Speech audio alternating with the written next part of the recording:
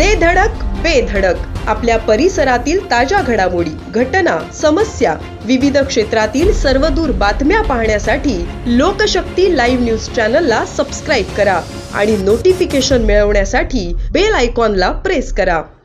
महाड पाठोपाठ कर्जत शहरातील राजकीय वातावरण तापले. कर्जतच्या बुद्धनगर परिसरातील बौद्ध वस्तीत 2 गटांमध्ये अचानक वाद वाढत प्रकरण गेले. अखेर परस्पर विरोधी तक्रारी दाखल झाल्यात.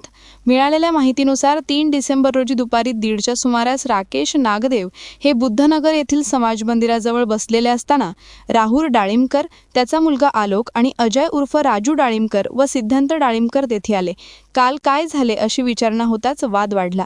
नागदेव यांनी दिलेल्या माहितीनुसार लाकडी दांडक्याने त्यांना करण्यात आली आणि बुलेटचीही मोडतोड केली. झटापटी दरम्यान त्यांचा टी-शर्ट फाटला तर सोन्याची चेन हरवल्याचा आरोपही करण्यात आला आहे.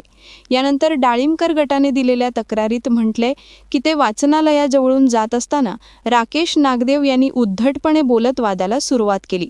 नागदेव यांनी जातीवाचक शब्द वापरल्याचे गंभीर आरोप केले असून हातातील लोखंडी कड्याने मार करून खाली पाडल्याचा दावा करण्यात आलाय.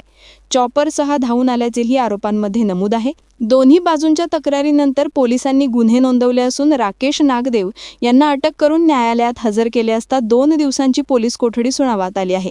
ही घटना सार्वजनिक ठिकाणी घडल्यानं बुद्धनगर परिसरात काही काळ तणाव निर्माण झाला होता. दोन्ही बाजूंचे लोक पोलीस ठाण्याबाहेर जमल्यानं परिस्थिती अधिक गंभीर झाली. पोलिसांनी तत्काळ बंदोबस्त वाढवत परिस्थिती नियंत्रणात घेतली. लोकशक्ती लाईव्हसाठी नरेश जाधव, कर्जत. अशाच सच्चाई दर्शवणाऱ्या बातम्या पाहण्यासाठी लोकशक्ती लाईव्ह न्यूज चॅनलला लाईक करा, शेअर करा आणि सबस्क्राईब करा.